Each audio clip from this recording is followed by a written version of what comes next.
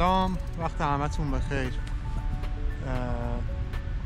امروز تصمیم داریم با همدیگه آرامگاه ابوعلی سینا رو با همدیگه ببینیم. یک تور مجازی براتون ثبت کردم، رکورد کردم. امیدوارم که ببینید، لذت ببرید. امروز هوای همدان برفیه و خوشبختانه هیچکی اینجا نیست، چون اینجا همیشه شلوغه، ولی امروز چون داره برف میباره خلوته و من راحت میتونم از هر جایی که میخوام فیلم بگیرم بدون که کسی باشه و مزاحمتی ایجاد کنه برامون. امیدوارم که ببینید و لذت ببرید.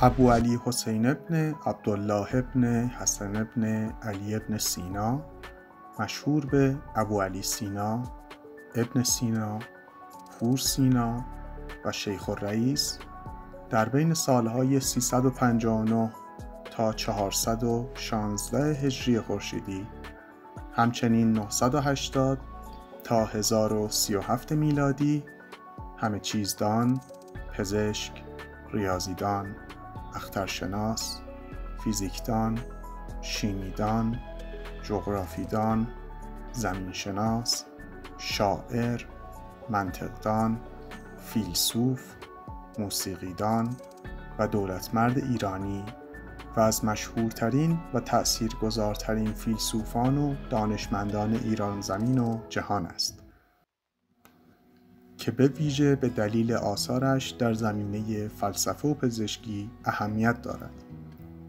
آثار اصلی او دو دانشنامه علمی و فلسفی جامع به نامهای کتاب شفا و دانشنامه علایی و همچنین قانون فی الطب به عنوان یکی از معروفترین آثار تاریخ پزشکی است.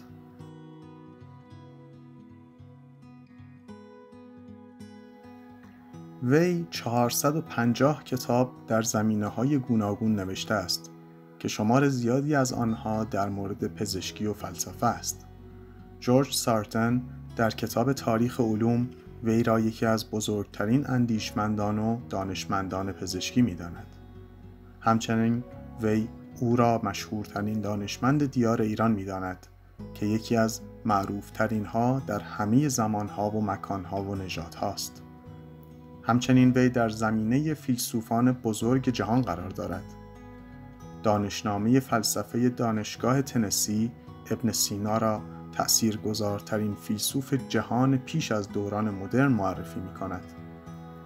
تقریرهای فلسفی وی بسیار بر فلاسفه بزرگ بعدی از جمله ملا صدرا، توماس آکویناس و دکارت مؤثر بوده است و علاوه بر مکتب سینوی در جهان اسلام که همچنان استمرار دارد، مکتب سینوی در فلسفه قرون وسطای اروپا نیز پدید می آید. زادروز او در ایران یعنی 1 شهریور روز پزشک نام گرفته است.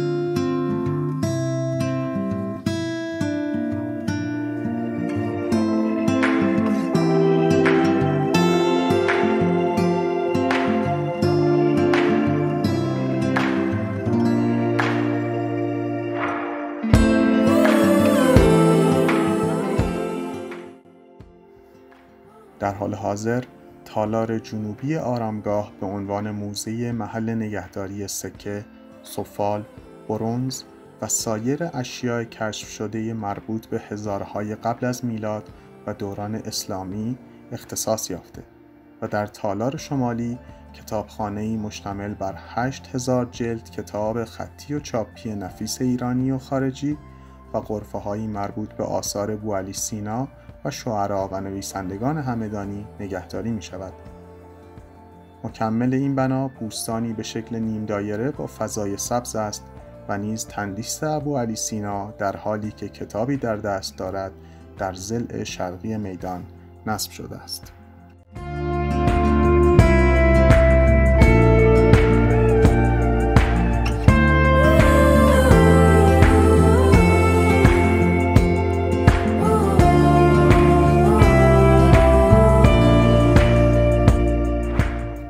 وی در کودکی نبوغ شایانی از خود بروز داد و در جوانی از جمله دانشمندان و پزشکان خاص دربار امیر نوح سامانی در بخارا بود.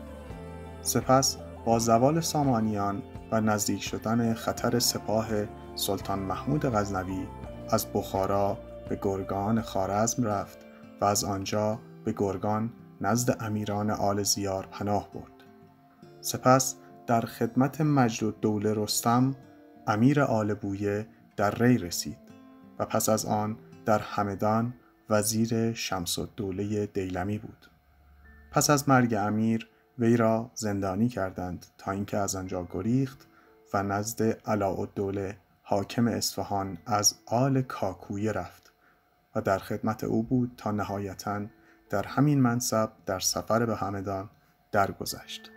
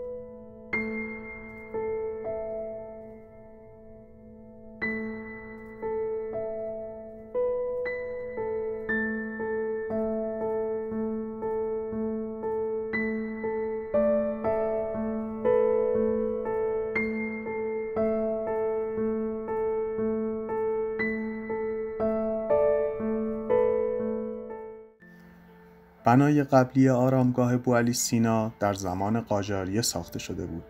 این مقبره به دستور دختری به نام نگار، نوه فتحعلی شاه قاجار بنا شد. مقدمات ساخت بنای کنونی در سال 1322 خورشیدی فراهم شد و انجمن آثار ملی نقشه ساختمان آرامگاه را به مناقصه گذاشت. مناقصه را مهندسین ایرانی بردند. طرح آرامگاه را مهندس هوشنگ سیحون به سبک معماری دوره و سده‌ای که بوعلی سینا در آن میزیسته از روی قدیمی ترین بنای تاریخدار اسلامی یعنی برج گنبد قابوس در شهر گنبد کاووس اقتباس کرد.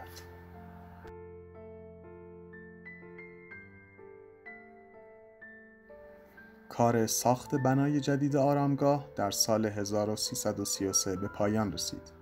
آرامگاه روز 9 اردیبهشت سال 1333 با حضور محمد رضا شاه پهلوی و ملکه ثریا افتتاح شد.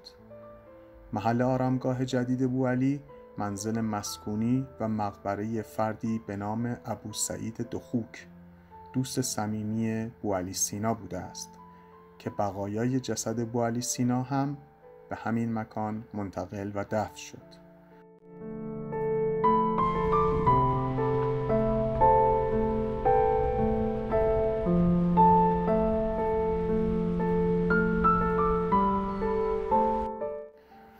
بنای آرامگاه تلفیقی از دو سبک معماری ایران باستان و ایران بعد از اسلام است.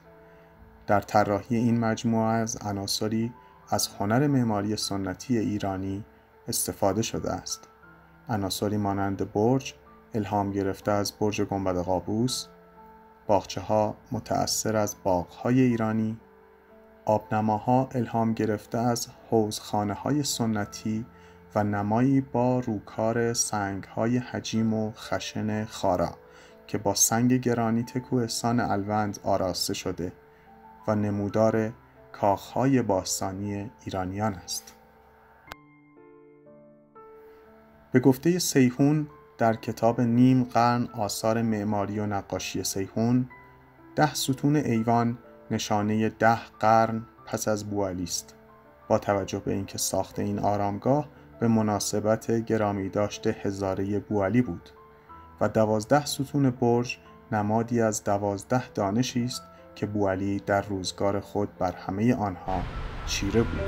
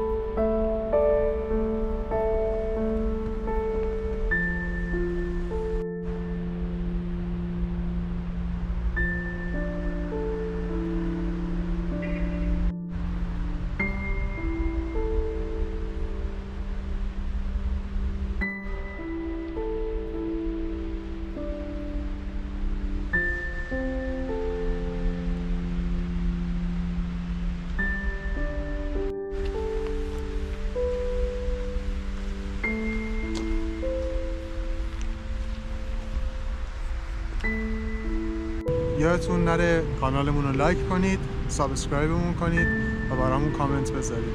امیدوارم از دیدن این ویدیو لذت برده باشید. تا دفعه بعد، خدا نگهدار.